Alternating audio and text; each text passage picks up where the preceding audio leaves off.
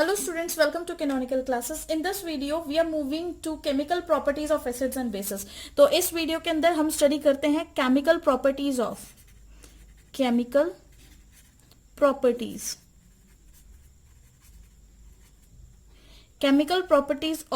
Acids and bases. Important topic है, ठीक है.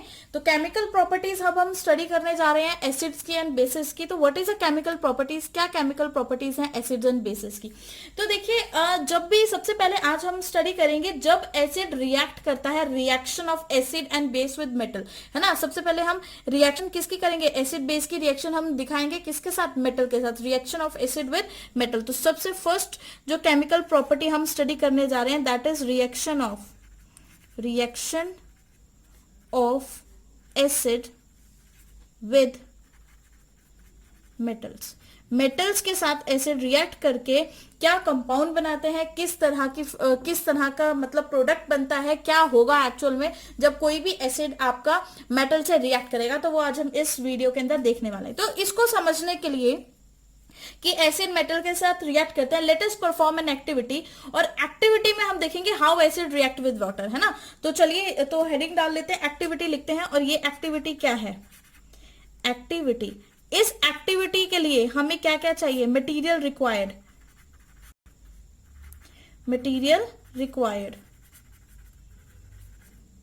क्या क्या मटेरियल चाहिए होगा इस एक्टिविटी के लिए हमें. सबसे फर्स्ट जो मटेरियल हमें चाहिए वो है जिंक ग्रेन्यूल्स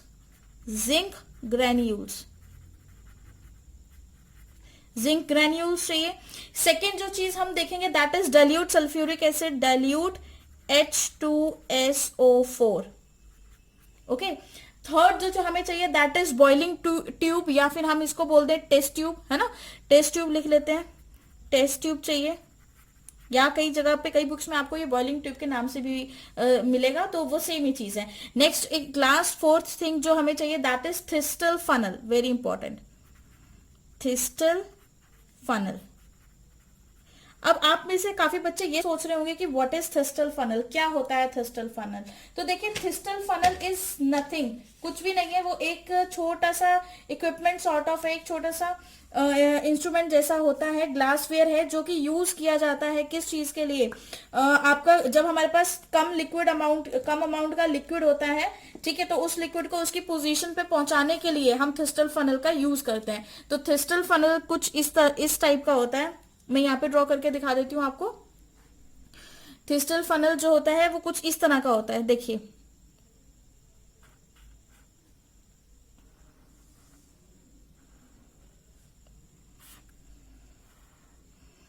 ठीक है, इस तरह की ट्यूब होती है उसकी.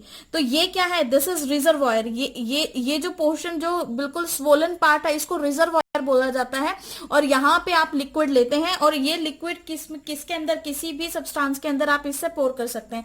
तो मतलब जो स्मॉल अमाउंट में जब हम लिक्विड यूज करते हैं तो उसकी वेस्टेज ना हो, इस वेस्टेज को बचाने के लिए इस थिस्टल फनल का यूज किया जाता है. ठीक है, तो ये थिस्टल फनल भी चला गया. अब हमने करना क्या है, देखिए एक्टिविटी ध्यान से समझना. क्या होगा इस एक्टिविटी के अंदर, आपने क्या किया, एक टेस्ट ट्यूब ली और उस टेस्ट ट्यूब के अंदर आपने डाल दिया जिंक ग्रेन्यूल्स. ठीक है, ये जो ऑरेंज कलर के आपको ग्रेन्यूल्स दिख रहे हैं, ये मैंने सबसे पहले ये एक टेस्ट ट्यूब ली, उसके अंदर मैंने जिंक ग्रेन्यूल्स डाला. जिंक ग्रेन्यूल्स डालने के बाद with the help of this thistle funnel, इस फनल की हेल्प के साथ हमने क्या किया, यहाँ पे डाइल्यूट सल्फ्यूरिक एसिड डाल दिया, अप्रोक्सीमेटली 6 ml या 4 ml या 5 ml. ठीक है, कितना भी सल्फ्यूरिक एसिड, मतलब कम ही अमाउंट डाला हमने. ठीक है, इतना सल्फ्यूरिक एसिड डाला. और याद रखना वो सल्फ्यूरिक एसिड आपका डाइल्यूट होना चाहिए, वेरी इंपॉर्टेंट.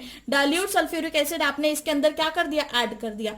अब जैसे ही the moment they mix together, जैसे ही आपने उसको मिक्स किया, they start reacting, very important. The moment they mix together they start reaction and reaction immediately begins, है ना. रिएक्शन क्या हो जाएगी आपकी, इमीडिएटली बिगिन हो जाएगी, बिकॉज जिंक, क्योंकि जो जिंक है वो एक मेटल है, सल्फ्यूरिक एसिड क्या है, एसिड है, और इनकी रिएक्शन बहुत फास्ट होगी. ठीक है, अब हम जब यहां पर देखेंगे, now we are observing small bubbles near the surface of zinc. ठीक है, जिंक की सरफेस के पास हमें छोटे छोटे से बबल्स दिखाई देंगे, इस तरह से छोटे छोटे से बबल्स हमें जिंक की सरफेस के पास दिखाई देंगे.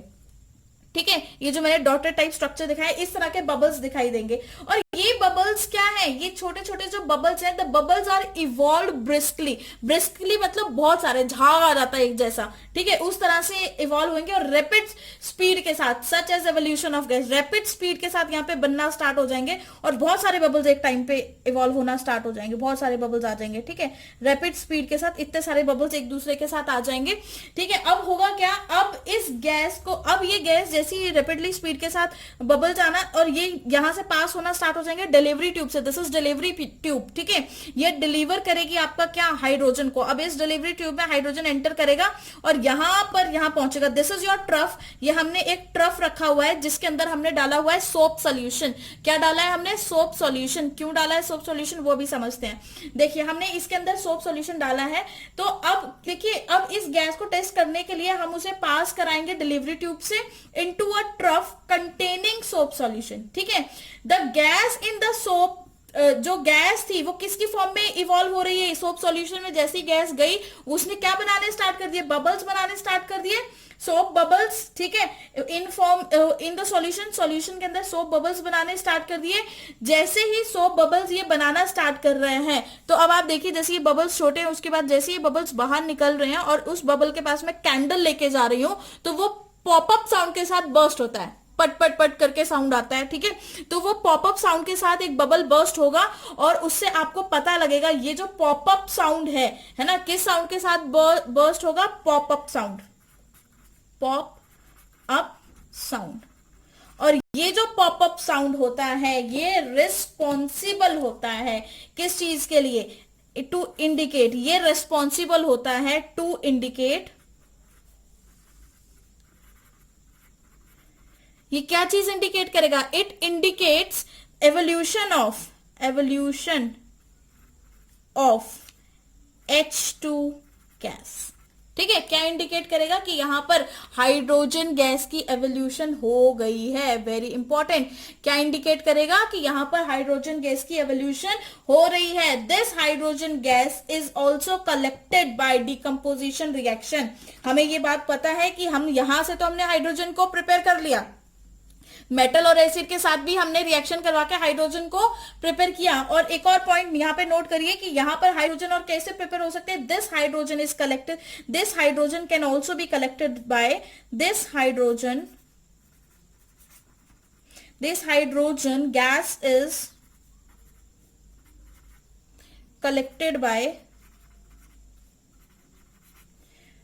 collected by decomposition, collected by decomposition reaction of H2O। Water की डिकम्पोजिशन रिएक्शन से हम इसको कर सकते हैं। और हम क्या बोले, ब्रैकेट में डालो इलेक्ट्रोलिसिस, इलेक्ट्रोलिसिस से भी हम हाइड्रोजन को क्या करवाते हैं, इवॉल्व करवाते हैं, ठीक है। तो फिर से एक बार रिपीट कर रही हूं, आपने टेस्ट ट्यूब लिया, टेस्ट ट्यूब के अंदर जिंक ग्रैन्यूल्स डाले, उसमें एसिड पोर किया, एसिड जैसे ही आपने डाला इन दोनों के रिएक्शन स्टार्ट हो जाएगी, बबल बनना शुरू हो जाएंगे। ये बबल्स किसके हैं, हाइड्रोजन गैस के, और वो गैस इस डिलीवरी ट्यूब से पास होगी इन अ सोप सॉल्यूशन। हमने एक कंटेनर लेके रखा हुआ है जो कि क्या है, आपका सोप सॉल्यूशन, ठीक है। जैसे ही ये गैस सोप सॉल्यूशन में डालेगी वो वहां पे बबल्स बनाना स्टार्ट करेगी और जैसे ही हम उस बबल के पास कैंडल लेके आए, जो वो पॉपअप साउंड के साथ बर्स्ट हो जाएगा, जो कि इंडिकेट करेगा कि इस रिएक्शन के अंदर जो गैस इवॉल्व हुई है that is hydrogen gas, very very important, ठीक है। कौन सी गैस इवॉल्व हुई है, हाइड्रोजन। एक मेथड तो हाइड्रोजन गैस का यही है, मेटल के रिएक्शन एसिड के साथ। सेकंड मेथड क्या है, हमने डिकम्पोजिशन में इलेक्ट्रोलिसिस पढ़ा था, जहां पे हमने वाटर की डिकम्पोजिशन की थी, वहां पर भी हम हाइड्रोजन गैस की क्या कर रहे थे, कलेक्शन कर रहे थे। अब देखिए जो हाइड्रोजन गैस होती है, जो हमारे पास हाइड्रोजन गैस है वो इनसॉल्युबल होती है वाटर में। Hydrogen gas is insoluble in soap solution, okay. Hydrogen gas जो है वो इनसॉल्युबल है सोप सॉल्यूशन में, so it does not gate dissolve in it, है ना, so it does not gate dissolve in it.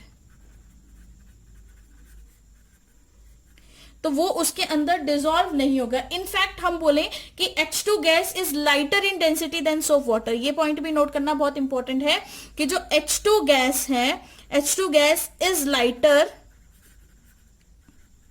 Then soap solution. H2 की जो density है वो आपकी सोप सॉल्यूशन की डेंसिटी से भी कम है, ठीक है। तो क्योंकि उसकी डेंसिटी कम है तो क्या होगा, lighter in density than soap water and try to escape from the solution into the environment, जिसकी वजह से जब ये बबल्स बन रहे थे, ठीक है, तो क्योंकि इसकी डेंसिटी कम है सोप सॉल्यूशन से, तो वो क्या करेगी, सोप के अंदर तो जाएगी नहीं, उसके ऊपर ही रहेगी, तो वो क्या करेगी, इन्वायरमेंट के अंदर एस्केप, बच के निकलना चाहेगी सोप सॉल्यूशन से, ठीक है, बच के भागना चाहेगी सोप सॉल्यूशन से। तो इसीलिए ये जो बबल्स बनते हैं वो बाहर की तरफ मूव करते हैं आपके, ठीक है। तो जैसे ही ये अपर सरफेस पे आएंगे सोप सॉल्यूशन के बबल्स, जैसे ही इसके अपर सरफेस पे पहुंचे और ये क्या हो जाएगा, सीधे बाहर के एनवायरमेंट में फैल जाएगा। It escapes as bubble which is nothing, मतलब ये किसकी फॉर्म में एस्केप हो रही है, बबल्स की फॉर्म में एस्केप हो रही है, ठीक है। इस पॉइंट को लिखते हैं, it escapes as bubble which is nothing which is nothing but hydrogen gas, याद रखना है, which is nothing but hydrogen gas wrapped in soap fill, ठीक है। क्या है, सिंपल, जो सोप की जो फिलिंग है उसके अंदर क्या रैप्ड हो चुका है आपका, मतलब हाइड्रोजन गैस चारों तरफ से सोप सॉल्यूशन से रैप्ड है, एक मतलब स्फेरिकल शेप बना दी है। इसके अंदर क्या है, इसके अंदर हाइड्रोजन गैस प्रेजेंट है, ठीक है, बट बाहर आउटर सरफेस किसकी है, आपकी इस सॉल्यूशन की आउटर सरफेस है। क्या ये बात क्लियर है, ठीक है। तो इन सोप सॉल्यूशन के अंदर हाइड्रोजन गैस के पास लेस सरफेस होती है। देखिए इस कंटेनर के अंदर जो हाइड्रोजन है वो इस कंटेनर के अंदर जब होता है तो उसके पास लेस सरफेस होती है, इस बबल के पास लेस सरफेस होती है, जिसकी वजह से ये जो कंटेनर के अंदर वाले बबल्स है, आप इनका साइज देख रहे होंगे छोटा है, लेकिन जैसे ही ये बाहर निकलते हैं अंदर होते हैं तो इन पे प्रेशर भी तो ज्यादा होगा ना, अंदर सोप सॉल्यूशन प्रेजेंट है, वो भी प्रेजेंट है, तो एक दूसरे पे प्रेशर लगा रहे हैं, जिसकी वजह से इसका साइज छोटा है। जैसे ही ये इस कंटेनर से बाहर को निकलेंगे, इस कंटेनर से बाहर निकले, आपके पास प्रेशर क्या हो गया, डिक्रीज हो गया, कम हो गया प्रेशर, और अगर प्रेशर कम हो गया तो वो अपना साइज को क्या कर लेंगे, एक्सपैंड कर लेंगे, और उनका साइज क्या हो जाएगा, बड़ा हो जाएगा। कब बड़ा होगा, जैसे ही वो बाहर के एनवायरमेंट के कांटेक्ट में आएंगे, बाहर का एनवायरमेंट या फिर हम बोले तो एयर के कांटेक्ट में आएंगे, ठीक है, तो वहां से उनका जो साइज है वो भी क्या हो जाएगा, बड़ा हो जाएगा। अब यहां से केमिकल रिएक्शन हमारी क्या बनी, हम अगर केमिकल रिएक्शन लिखें तो केमिकल रिएक्शन क्या है हमारी, एक जनरल केमिकल रिएक्शन जो एक एसिड या बेस के लिए लिखी जाती है, एक जनरल केमिकल रिएक्शन क्या होती है, जब कोई भी मेटल ठीक है ऐड होता है, जब कोई भी मेटल को हम ऐड करते हैं किसी भी एसिड के साथ, तो जो प्रोडक्ट बनता है वो बनता है सॉल्ट प्लस H2 गैस की release, salt and H2 gas के एवोल्यूशन हो जाएगा, ठीक है, हमेशा याद रखना। तो यहाँ पे हुआ क्या, देखो अब रिएक्शन यहां से समझना, जो जिंक है, जिंक में आपने H2SO4 ऐड किया तो जिंक की रिएक्टिविटी हाइड्रोजन से ज्यादा है। Go to the reactivity series, देखिए वहां पर जो रिएक्टिविटी है जिंक की वो हाइड्रोजन से ज्यादा है, तो जिंक क्या करेगा, हाइड्रोजन की उसकी जगह से डिस्प्लेस करेगा, हाइड्रोजन को डिस्प्लेस किया, हाइड्रोजन एज अ H2 की फॉर्म में बाहर रिलीज हो गया, हाइड्रोजन H2 की फॉर्म में बाहर रिलीज हो गया, और जब हाइड्रोजन H2 की फॉर्म में रिलीज हो गया, पीछे क्या मिला, सल्फेट आयन और जिंक मिलके क्या बना देंगे, zinc sulphate, ZnSO4, very very important, ठीक है। तो यहां से ये क्या इंपॉर्टेंट है कि मेटल ने डिस्प्लेस किया हाइड्रोजन को from the acid and this hydrogen liberated as a hydrogen gas. ये जो हाइड्रोजन यहां से डिस्प्लेस हुआ था, ये वाला हाइड्रोजन, ये किसकी फॉर्म में लिबरेट हुआ है, हाइड्रोजन गैस की फॉर्म में लिबरेट हुआ, और जो बाकी रिमेनिंग पार्ट होगा वो क्या बनाएगा, सॉल्ट, किसके साथ मिलकर, मेटल के साथ मिलकर, वो रिमेनिंग पार्ट मिलकर क्या बनाएगा, सॉल्ट बनाएगा, ठीक है। जो भी सॉल्ट बनता है उसका नामकरण उसके रिएक्टेंट से ही होता है, बहुत इंपॉर्टेंट है ये, जो भी ये सॉल्ट बना है तो जो इसका नाम है वो इसके रिएक्टेंट पे डिपेंड करेगा। रिएक्टेंट पे कैसे डिपेंड करेगा, देखो हमने कौन सा एसिड यूज किया है, सल्फ्यूरिक एसिड, ठीक है, सल्फ्यूरिक एसिड में कौन सा एनायन है, सल्फेट एनायन, कौन सा एनायन है, सल्फेट एनायन। मैं यहाँ पे लिखती हूँ, मैं किसी और कलर से बताती हूँ कि इसके अंदर जो ये एनायन है, ये जो एनायन प्रेजेंट है, एनायन, एनायन कौन सा एनायन प्रेजेंट है इसके अंदर? Sulphate anion. कौन सा एनायन है? एनायन कौन सा है? सल्फेट। ठीक है, जब कोई भी मेटल एनायन के इस एनायन के साथ जुड़ के सॉल्ट बना रहा है तो मेटल कौन सा है? जिंक। तो यहां पे इस सॉल्ट का नाम क्या बना? Zinc sulphate. Isn't it? नहीं बना क्या? बना है ना, जिंक सल्फेट। हमेशा याद रखना, कैटायन का नाम जब भी आपको नाम लिखना हो या फॉर्मूला लिखना हो, हमेशा cation first then referred by anion. ठीक है, पहले कैटायन आएगा उसके बाद एनायन आएगा। एनायनिक पार्ट आपका सल्फेट था, मेटल और आपका जो है सल्फेट। ठीक है, तो इसका मतलब ये नामकरण किसने कर दिया? ये आपके रिएक्टेंट्स जो हैं उन्होंने ही इसका नाम दिया है, क्या? Zinc sulphate. तो मतलब अगर हम जनरली फॉर्मूला लिखें तो हमें पता है कि जो हमारा सल्फ्यूरिक एसिड है ना, सल्फ्यूरिक एसिड जब भी मेटल के साथ रिएक्ट करता है, सल्फ्यूरिक एसिड जब भी मेटल के साथ रिएक्ट करता है, प्रोडक्ट क्या बनता है? Metal sulphate. Metal sulphate. ठीक है, very important. Sulphuric acid metal के साथ रिएक्ट किया, मेटल सल्फेट प्लस किसका रिलीज होगा? H2 गैस का रिलीज होगा, यही होगा। ठीक है, वहीं पर अगर मैं हाइड्रोक्लोरिक एसिड की बात करूं, हाइड्रोक्लोरिक एसिड, ठीक है, हाइड्रोक्लोरिक एसिड मतलब हाइड्रोक्लोरिक एसिड क्या होता है आपका? HCl होता है, HCl यही होता है। ठीक है, अब इस HCl के अंदर जो आपका एनायनिक पार्ट है इज दिस Cl। ठीक है, क्लोराइड एनायन क्या है यहाँ पे? Anion is chloride. Anion is what? Chloride is your anion. और अगर आपका एनायन क्लोराइड है तो ये क्या बनेगा? Metal chloride. क्या बनेगा? Metal chloride. ठीक है, क्योंकि यहां पे जो भी HCl के प्लस में M, यहाँ पे M, सॉरी मैं लिखना भूल गई थी, मेटल। तो हाइड्रोक्लोरिक एसिड ये M क्या रिप्रेजेंट कर रहा है? आपका मेटल रिप्रेजेंट कर। तो मेटल जब भी हाइड्रोक्लोरिक एसिड के साथ रिएक्ट करेगा तो क्या बनेगा? मेटल क्लोराइड बनाएगा। ठीक है, मेटल क्लोराइड के साथ क्या रिलीज होगी? हाइड्रोजन गैस अगेन रिलीज हो जाएगी। वहीं पे अगर मैं एसिटिक एसिड लेती हूं, एसिटिक एसिड, अगर हम यहां पर एसिटिक एसिड लेते हैं तो एसिटिक एसिड की अगर मैं रिएक्शन करवाती हूं मेटल के साथ, ठीक है, मेटल के साथ रिएक्शन करवाते हैं तो ये क्या बनेगा? इसका जो एनायन होता है, एसिटिक एसिड का जो एनायन होता है, जो एसिटिक एसिड का एनायन होता है ना, एसिटिक एसिड का फॉर्मूला होता है CH3COOH। तो ये कैसे ब्रेक करता है? CH3COOH जो है वो कैसे ब्रेक करेगा? CH3COO negative plus H positive. ये H पॉजिटिव की वजह से ही तो ये क्या शो कर रहा है? Acidic behaviour. क्या शो कर रहा है? Acidic behaviour. और यहां पर जो ये है, this is your anionic part, है ना। तो ये जो एनायन है, ये एनायन क्या है? एसीटेट। इसको क्या बोला जाता है? एसीटेट। तो यहां पर जो मेटल के साथ जो एनायन लगेगा दैट इज मेटल एसीटेट। क्या लगेगा? Metal acetate. और ये क्या बना लेगा? उसका सॉल्ट। मतलब मेटल के साथ एनायन जुड़कर क्या बना रहे हैं? सॉल्ट बना रहे हैं, जो कि बहुत इंपॉर्टेंट है। नेक्स्ट एक और एग्जांपल देख लेते हैं हम लोग। इसका एक एग्जांपल भी ले लेते हैं। सपोज CH3COOH, ठीक है, ये है आपके पास, और इसमें आपने ऐड कर दिया सोडियम। सोडियम के साथ अगर आपने ये रिएक्शन कर दी तो जो आपके पास प्रोडक्ट बनेगा वो क्या बनेगा? हाइड्रोजन तो यहां से निकल गया, ठीक है, सोडियम पॉजिटिव होता है तो क्या होगा कि ये इतना वाला जो पोर्शन है ये नेगेटिव है और हाइड्रोजन वाला पोर्शन पॉजिटिव है। हाइड्रोजन जब भी कोई भी एसिड मेटल के साथ रिएक्ट करता है हमें पता है हाइड्रोजन तो रिलीज होगी। हाइड्रोजन आपने यहाँ पे रिलीज कर दी तो क्या बता? CH3COO है ना, और क्या उसके साथ जुड़ जाएगा? Na, तो प्रोडक्ट बनेगा CH3COONA, और यहाँ पे क्या रिलीज हो जाएगी? हाइड्रोजन गैस के रिलीज हो जाएगा यहाँ पे। ठीक है, बाकी इक्वेशन आप खुद ही बैलेंस कर लेना, है ना। नेक्स्ट उसके बाद हम नाइट्रिक एसिड की बात करें। अच्छा, इसके आगे मैं ये लगा देती हूँ सो दैट कि आपको कंफ्यूजन ना हो कि कौन सा है ना। तो अब नाइट्रिक एसिड की बात करें। नाइट्रिक एसिड में अगर हम मेटल ऐड करें, नाइट्रिक एसिड में मेटल ऐड करें तो नाइट्रिक एसिड में मेटल जब भी ऐड होता है तो क्या बनेगा? Metal nitrate. क्या बनेगा? Metal nitrate plus H2 gas का एवोल्यूशन होगा। यहां पर भी एवोल्यूशन दिखा देते हैं, ठीक है, और तो कहीं यहां पर H2 नहीं लिखा हमने, यहां पर भी एवोल्यूशन दिखा देते। तो अब देखिए मेटल नाइट्रेट मतलब यहां पे जो नाइट्रिक एसिड क्या होता है? दैट इज HNO3, ठीक है। HNO3 जो होता है, HNO3 कैसे ब्रेक करता है? HNO3 अगर इसको ब्रेक करना है तो H positive plus NO3 negative. तो यहां पर जो ये NO3 है, दिस इज एनायनिक पार्ट। यहां पर जो ये NO3 है, ये क्या है, एनायन है, एनायन। और इस एनायन को बोला जाता है नाइट्रेट।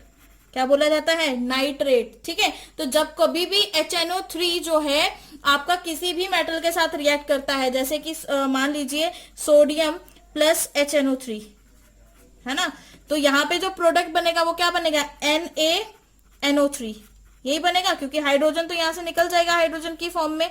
ठीक है, तो यहाँ पे ऐसे भी कर सकते हैं, ये पॉजिटिव, ये नेगेटिव, ये पॉजिटिव, तो इसका पॉजिटिव इसके नेगेटिव के साथ मिलकर NaNO3 बनेगा। तो इसका नाम क्या बोले हम, ये क्या है, दिस इज सोडियम नाइट्रेट। क्या है ये, sodium nitrate. This is sodium nitrate, बहुत इंपॉर्टेंट, सोडियम नाइट्रेट। ठीक है, अच्छा एक और चीज जो हमने ऊपर जो हमने ये किया है, हाइड्रोक्लोरिक एसिड और मेटल क्लोराइड वाला किया था, हाइड्रोक्लोरिक एसिड और मेटल क्लोराइड जिसमें किया था, तो इसका एग्जाम्पल कर लेते हैं। ठीक है, मैं किसी और पेन से इसका एग्जांपल नीचे लिख देती हूँ। हाइड्रोक्लोरिक एसिड और metal, hydrochloric acid plus metal, मतलब HCl के साथ आपने कोई भी मेटल ऐड करवा दिया, जैसे कि सपोज करिए NaCl ही करवा दिया। ठीक है, तो क्या सॉरी सोडियम करवा दिया, क्या कौन सा मेटल करवा दिया, सोडियम करवा दिया, तो प्रोडक्ट क्या बनेगा आपके पास, NaCl प्लस H2 गैस का रिलीज। तो NaCl का नाम क्या है, सोडियम क्लोराइड। क्या है, सोडियम क्लोराइड।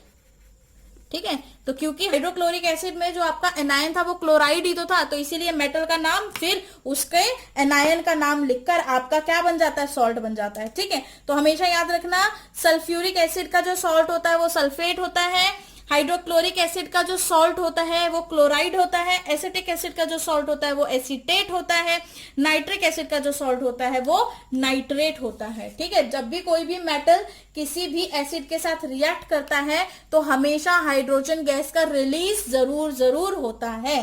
ठीक है, एक तो इस मेथड से हम हाइड्रोजन गैस को इवॉल्व करवा सकते हैं। सेकेंड मेथड हमने क्या किया था, फर्स्ट चैप्टर में जो हमने केमिकल रिएक्शन एंड इक्वेशन में जो हमने डिकम्पोजिशन रिएक्शन पढ़ी थी, जिसमें हमने डाउनवर्ड डिकम्पोजिशन की थी, किसकी, H2O की, इलेक्ट्रोलिसिस करी थी ना H2O की। ठीक है, जहां पर हाइड्रोजन जो है ऑक्सीजन से डबल वॉल्यूम में हमें मिला था, है ना, तो वहां से भी हम हाइड्रोजन को क्या कर सकते हैं, कलेक्ट कर सकते हैं। तो ये दो मेथड होते हैं, और भी मेथड होते हैं, बट ये दो मतलब मेन मेथड होते हैं जहां से हम हाइड्रोजन को कलेक्शन के लिए यूज किया जाता है। ओके, चलिए जी, नोट डाउन करिए, और कोई डाउट है तो कमेंट सेक्शन में पूछे। And thank you for listening.